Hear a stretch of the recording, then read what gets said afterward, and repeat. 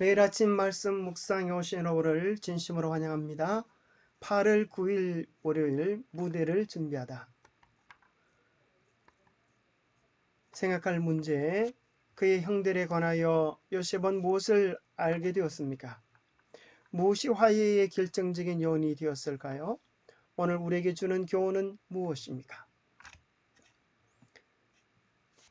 요셉은 그의 형들을 감옥에 집어넣고 또 그들이 무슨 얘기를 나누는지를 곰곰이 들었습니다.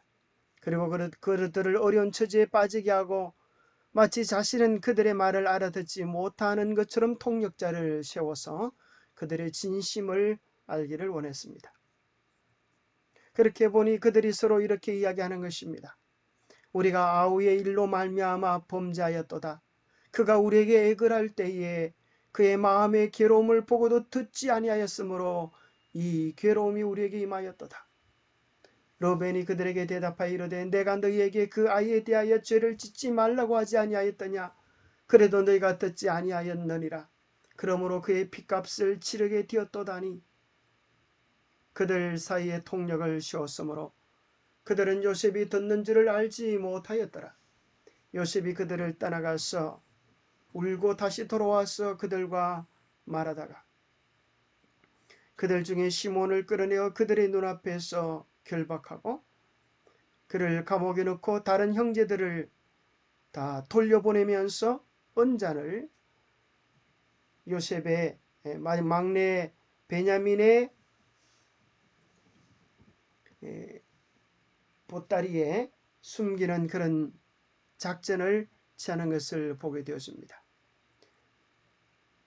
요셉은 그들의 이야기를 충분히 들으면서 그들의 마음속에 죄에 대한 회개와 또 그것으로 인한 아픔이 있는 것을 느끼면서 그들의 마음의 고통에 공감하며 눈물을 흘리는 모습을 우리는 발견하게 됩니다. 요셉이 언제 그의 형들을 용서했을까요? 아마도 요셉은 이미 정확한 언제인지는 알지 못하지만 이미 용서했음을 알게 됩니다. 만약에 요셉이 형들을 용서하지 못하고 미운 마음, 원망의 마음을 품고 있었다면 그는 분명 성공하지 못했을 것입니다. 왜냐하면 마음속에 해결되지 못한 분노와 비통은 반드시 그의 영혼을 먼저 상처내고 깔아먹음으로 하나님과의 관계에 큰 상처를 주었을 것이기 때문입니다.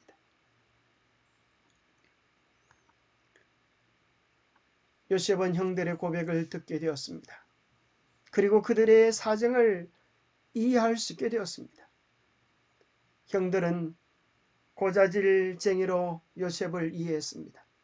요셉은 정말 그들이 잘 되게 하기 위한 충언의 마음에서 얘기했지만 요셉의 충언이 거절당할 때 요셉은 할 수 없이 그 사실들을 아버지에게 알리고 아버지에게 도움을 청했던 것입니다.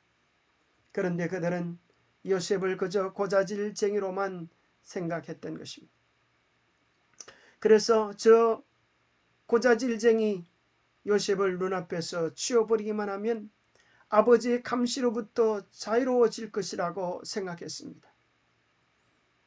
또 요셉은 자기들의 사랑을 아버지께로부터 받을 자기들의 사랑을 독차지하고 있었기 때문에 저놈만 없다면 우리도 아버지께 사랑받을 수 있다라고 생각하는 아버지로부터 사랑받지 못하는 고통스러운 가슴들이 있었습니다. 요셉은 그들의 상처난 가슴의 이야기를 들었습니다. 게다가 철없는 요셉의 꿈 이야기를 이제는 더는 듣지 않아도 될 것으로 생각했습니다.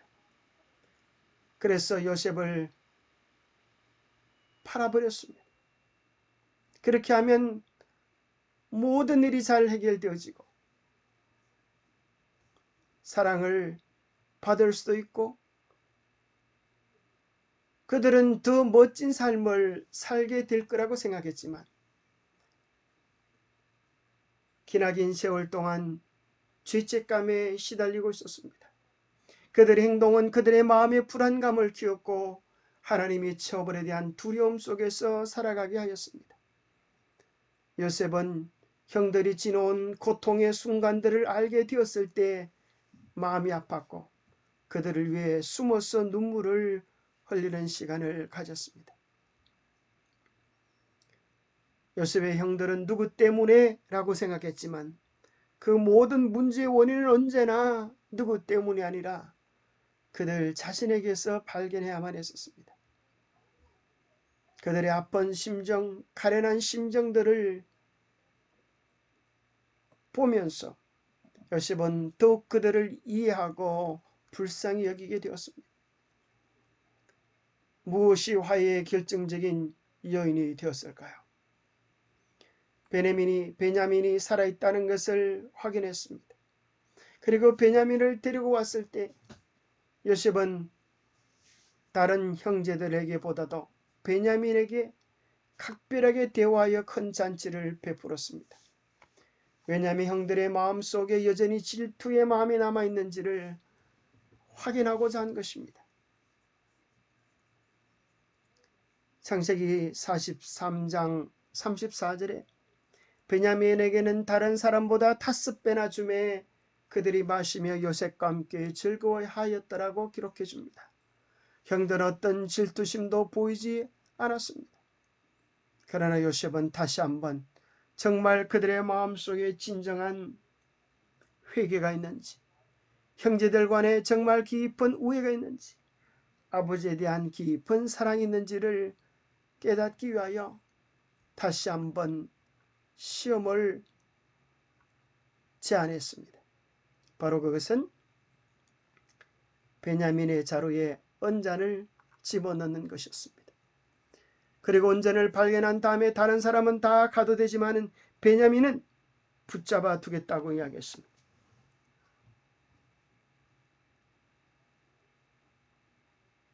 다른 때 같으면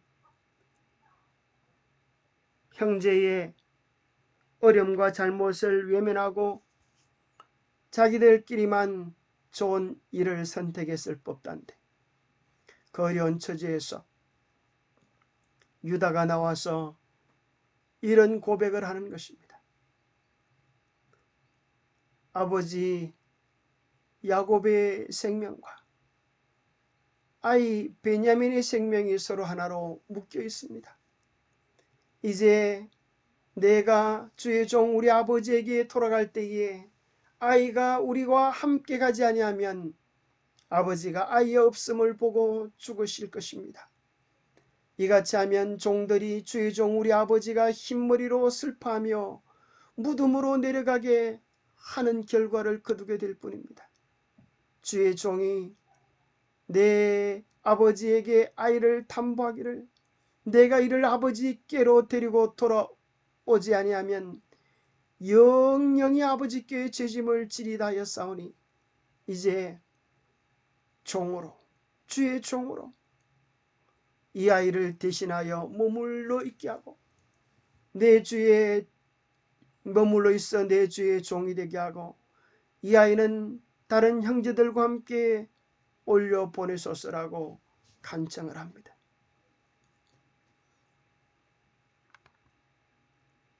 이 이야기 속에 참으로 요셉은 진정으로 회개한 형제들의 마음을 읽게 됩니다. 그래서 참으로 그 깊은 사랑에 감동을 받은 요셉이 더 이상 자신을 감출 수가 없었습니다. 그래서 요셉이 시용하는 자들 앞에서 그 정을 억제하지 못하여 소리질러 모든 사람을 자기에게서 물러가라 하고 그 형제들에게 자기를 알리니 그때에 그와 함께한 다른 사람이 없었더라. 재림교회 주석에는 이렇게 설명해 줍니다. 그의 연설은 연로한 아버지에 대한 가장 부드러운 애정과 라헬의 유일한 남은 아들에 대한 가장 깊은 형제와 성실성을 보여주었고 그들 모두의 마음에 일어난 변화에 대한 충분한 증거를 제시했다. 이것을 깨닫고 요셉은 더 이상 자신을 억제할 수 없었다. 그래서 요셉은 울면서 제가 요셉이니다 하면서 이제 우리 기억절에 나온 그 말씀을 하는 것입니다. 당신들이 나를 이곳에 팔았다고 해서 근심하지 마소서, 한탄하지 마소서. 하나님이 생명을 구원하시려고 나를 당신들보다 먼저 보내셨나이다. 하나님의 큰 사랑 속에서 다 용서하고 부둥켜 안고 하나 되는 감격의 경험을 하게 되는 것입니다. 바로 오늘 유다의 고백, 우리를 향한 주님의 고백이기도 합니다. 바로 오늘 유다가 했던 말은 죽어 멸망하여 마땅한 우리를 위하여 우리 주님께서 고백하신 내용입니다. 첫 번째는 이것입니다.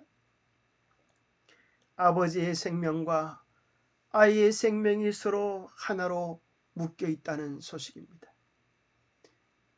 온 우주의 막내둥인 지구, 우리의 죄 많은 생명과 영원하신 하나님 아버지의 생명이 하나로 묶여 있다는 것입니다. 하나님 아버지의 생명과 하루살이 같은 우리의 생명이 동일시 되어져서 우리가 죽으면 아버지도 함께 죽겠다는 것입니다. 아버지의 그 크신 사랑과 참으로 피할 수 없는 그분의 심정을 그렇게 이야기하는 것입니다. 두 번째는 유다가 이렇게 이야기합니다. 이제 주의 종으로 그 아이를 대신하여 머물러 있게 해주십시오. 우리 주님께서 그렇게 말씀하신 것입니다. 내가 이 죄인의 죄를 대신하겠습니다. 나의 생명으로 이 죄값을 치르겠습니다. 우리 주님의 대속적 사랑이 그 속에 있는 것입니다. 그리고 내가 이 아이를 위하여 죽게 싸우니 이 아이는 형제들과 함께 아버지께로 올려보내소서. 우리 주님의 십자가가 우리의 구원에 명확하고 확실한 근거가 되어줌을 고백하는 내용입니다. 여러분, 오늘 우리를 향한 하나님의 사랑이 이렇게 표현되어 있습니다. 그러기에 우리 주님께서 유다 지파에서 탄생하시는 그 역사가 이루어지게 됩니다. 생각해 보면 모든 용서는 주님께로부터 시작되어졌음을 발견하게 됩니다. 요셉이 비록 형제들에게 배척당하고 외면당했지만 그들을 용서할 수 있는 마음도 예수님의 마음이고, 유다가 그들을 위하여 베냐민을 위하여 중보하는 마음도 예수 그리스도의 마음입니다. 예수님의 십자가, 그것이 우리의 모든 관계를 회복시키고 온전한 사랑으로 이끌어주는 것입니다. 영감의 교훈입니다. 예수님은 우리의 친족이 되시고 요셉은 형제들이 당황하는 것을 보고 친절히 당신들이 나를 이곳에 팔았으므로 근심하지 마소서. 하나님이 생명을 구원하시려고 나를 당신들 앞서 보내셨나이다 라고 말했다. 자기에게 행한 잔인한 행위로 인해 그들이 이미 충분한 고통을 당했다고 생각하고 그는 순고하게도 그들의 공포심을 없이하고 자책의 쓰라림을 들어주려고 애를 썼습니다. 오히려 자기가 당한 상처보다 그들의 아픔에 대하여 더 깊은 관심을 가지고 위로해 주는 요셉의 마음속에 우리를 용서하시고 회복시켜 주시는 주님의 마음을 보게 되는 것입니다. 사랑은 어디 있습니까? 사랑은 여기 있으니 우리가 하나님을 사랑한 것이 아니요 하나님이 우리를 사랑하사 우리 죄를 속하기 위하여 화목제물로 그 아들을 보내셨습니다. 여러분 기억하십시오. 사랑은 우리에게서 먼저 시작되지 않았습니다. 우리를 향하여 당신의 아들까지 신 하나님의 가슴 속에서 사랑이 시작되었습니다. 하나님은 당신의 영원한 생명과 우리의 하루살이 같은 생명을 통일시 하신다고 하는 사실을 믿으시고 받아들이시게 되기를 바랍니다. 그리고 얼마나 우리가 존귀한 사랑을 받고 사는지를 깨닫게 되기를 바랍니다. 우리가 왜 서로를 사랑해야 합니까? 우리 주님께서 말씀하십니다. 새 계명을 너희에게 주노니 너희가 서로 사랑하라.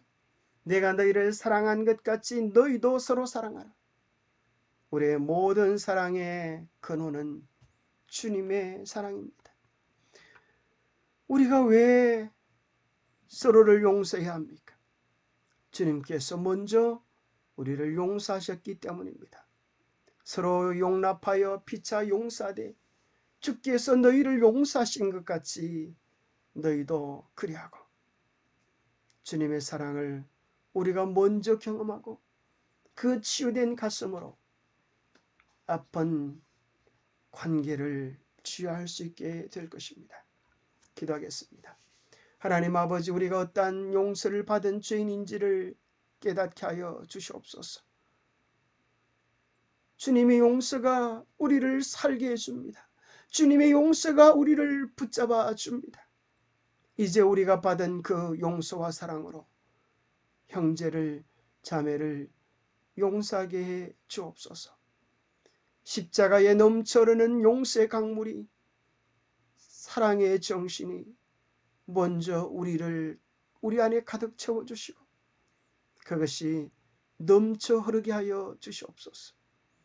우리가 먼저 십자가 용서를 충분히 경험케 하시고 그 은혜 속에서 깨어진 우리의 관계들이 회복되도록 은혜를 다하여 주옵소서.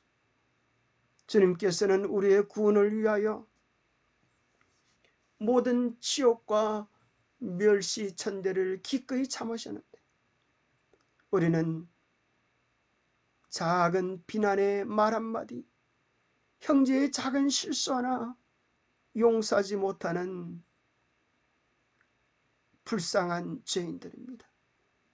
주님, 우리에게 베푸신 주님의 풍성한 사랑을 먼저 경험하게 도와주시고 주님의 마음으로 형제를 끌어안고 사랑하며 하나 되는 주님의 마음을 가진 주님의 참 자녀들이 될 수 있도록 우리와 함께하여 주시옵소서.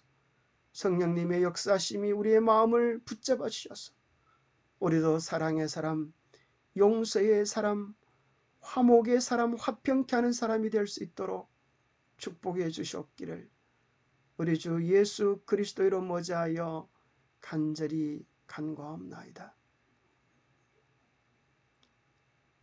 요셉이 이미 형제들의 죄를 용서했던 것처럼 우리 주님은 2000년 전에 우리의 모든 죄를 십자가에 못 박으셨습니다.